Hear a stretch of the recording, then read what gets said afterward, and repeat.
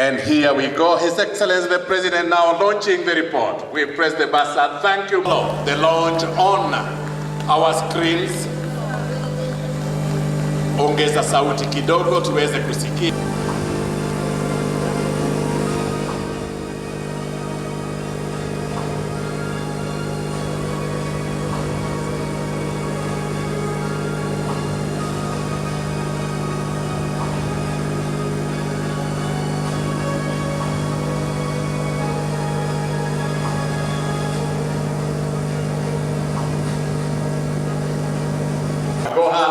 The second copy to the Chief Executive Officer Teacher Service Commission, Dr. Nancy Macharia. The other one to the Chief Executive Officer, Kenya Institute of Curriculum Development, Professor Omodo. And the final one to the Chief Executive Officer, Kenya National Examination Council, Madam Karugo. Thank you, Your Excellency. And to the Chair of Education Committee in the Council of Governors. Thank you, Your Excellency.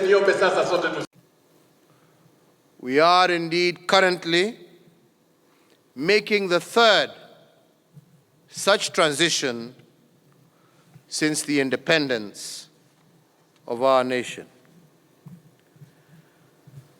Our founding fathers embarked on a mission of course correction to transition from a colonial education system that prepared learners for servitude to one that gave them the tools to lead a newly independent nation. Indeed, sessional paper number 10 of 1965 laid the ideological foundation for this transition. We reorientated our education system and anchored it on 3 goals.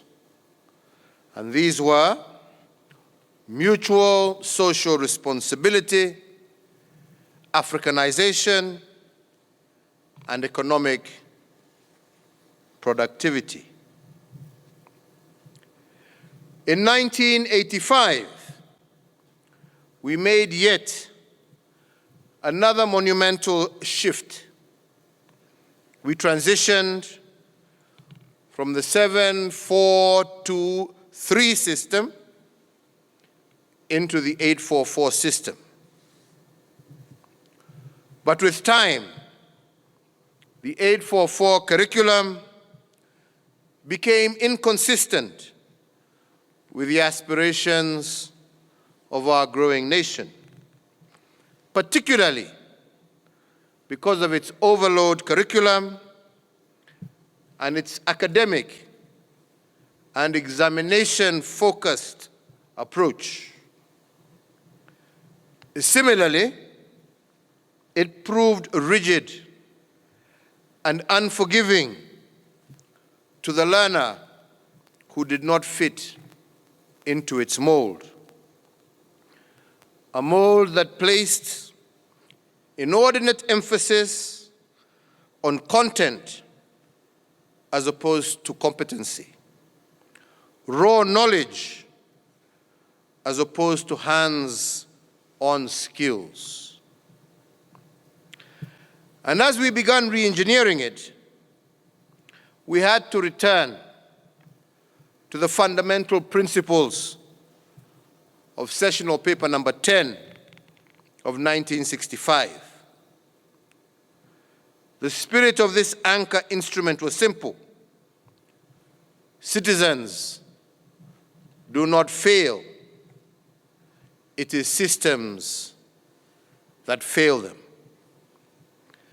And if the systems are inconsistent with the aspirations of the people, they must be changed.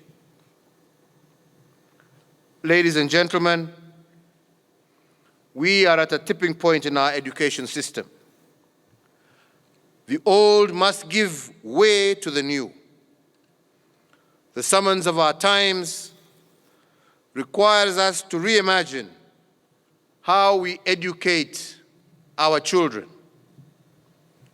It requires us to be bold, not rigid. It calls on us to imagine a system that creates responsible citizens as opposed to subjects. A system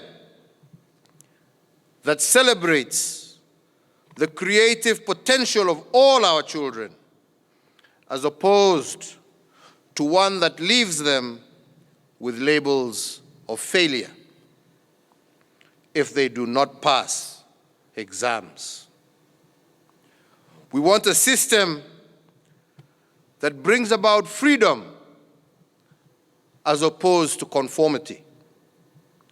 And this is the promise of the competency-based curriculum. But the report we are launching today summarizes our response to the challenges we face even better. Indeed, as Franklin Roosevelt said, and I quote, so ably indicated, we can't always build the future for our youth, but we can build our youth for the future, end of quote.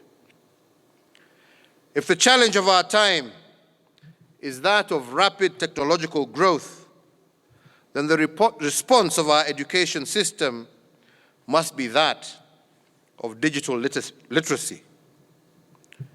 If the challenge of our time is the need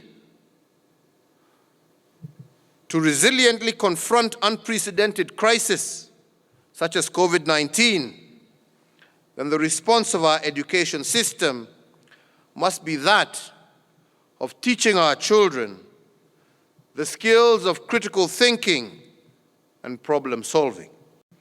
And as an acknowledgement of accepting this report and the recommendations contained therein, as well as other curriculum reforms, I have, on this 9th day of February 2021, set my hand and presidential seal and established a new State Department for the implementation of curriculum reforms vested in the Ministry of Education.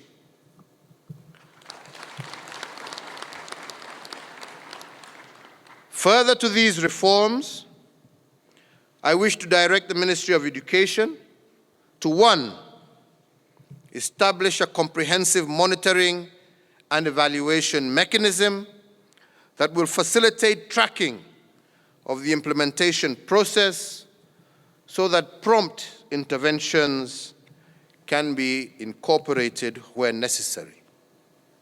2, to re-engineer the standards and quality assurance function to ensure that the competency-based curriculum is implemented with fidelity to its aspirations. And 3, to work with the Teacher Service Commission to ensure that all teachers continue getting comprehensive training on the implementation of the competency-based curriculum. And 4, to collaborate with all relevant institutions to enhance assessment and education programs for all learners with special needs and disabilities, including the gifted and talented children.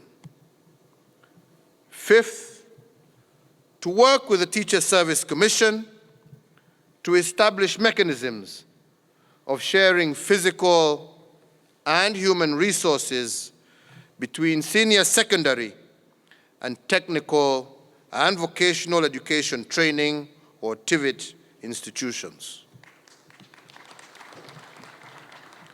And 6, to domicile all sports academies to ensure that their curriculum and assessments are standardized, for this will offer learners in these sports academies opportunities to engage in other curricula outside sports, depending on their potential and career interests. 7, to rationalize all programs and courses offered in our universities to ensure that they are adequately prepared for the admission of the first competency-based curriculum cohort in the year 2029.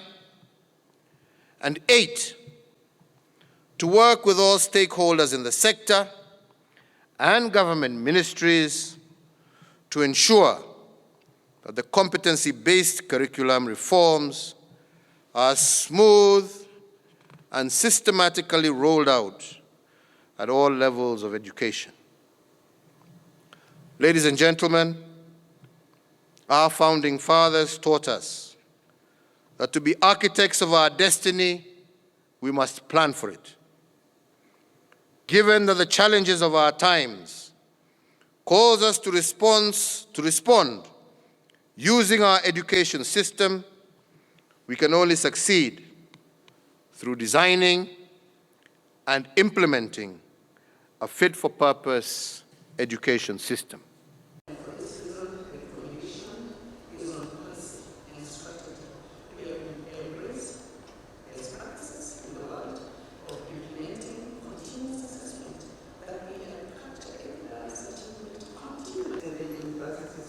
In this exercise, Mr. President, we received commendable support.